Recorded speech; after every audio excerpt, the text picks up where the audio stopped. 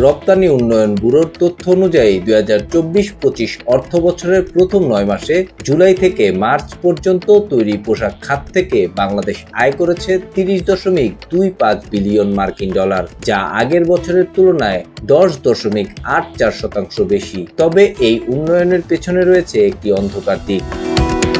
উৎপাদন বাড়ছে, সাথে বাড়ছে জীবাশ্ম জ্বালানির ব্যবহার, ফলে কমছে প্রাকৃতিক সম্পদ আর বাড়ছে বৈশ্বিক তাপমাত্রা। তৈরি পোশাক খাত একই দেশের মোট গ্রিনহাউস গ্যাস নির্গমনের 15.4%-এর জন্য দায়ী। জাতিসংঘের জলবায়ু চুক্তি অনুযায়ী বাংলাদেশকে 2030 সালের মধ্যে 15-20% নির্গমন কমাতে হবে, নইলে এই খাত আন্তর্জাতিক বাজারে টেকসই সংক্রান্ত নীতি ও বিধিনির্দেশের মুখে পড়বে।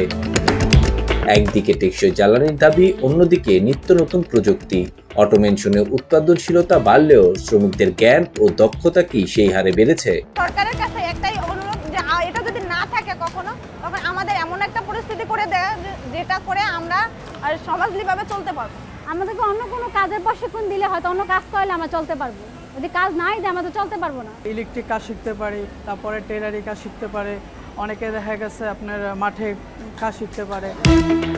বিশেষজ্ঞরা বলছেন বাংলাদেশে জাস্ট ট্রানজিশন বা ন্যায্য জ্বালানির রূপান্তরের পথে রয়েছে বড় কিছু বাধা, যেমন নীতিগত অস্পষ্টতা, অর্থায়নের সংকট এবং সবচেয়ে গুরুত্বপূর্ণ শ্রমিকদের অংশগ্রহণে ঘাটতি। পোশাক শিল্পের মালিকরা বলছেন জলবায়ু সহনশীল কর্মসংস্থান তৈরির জন্য মালিকদের বিনিয়োগে উৎসাহিত করতে হবে। নবায়নযোগ্য প্রযুক্তি আমদানির ক্ষেত্রে শুল্ক হ্রাস করার আহ্বানও জানান তারা।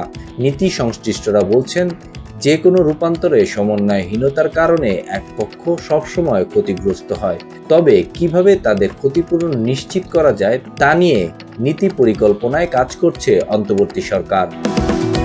বিশেষজ্ঞরা মনে করেন টেকসই বিনিয়োগ, গ্রিন ফান্ডের কার্যকর ব্যবহার এবং অংশীদারিত্বমূলক নীতির মাধ্যমেই সম্ভব হবে এই জ্বালানি রূপান্তর।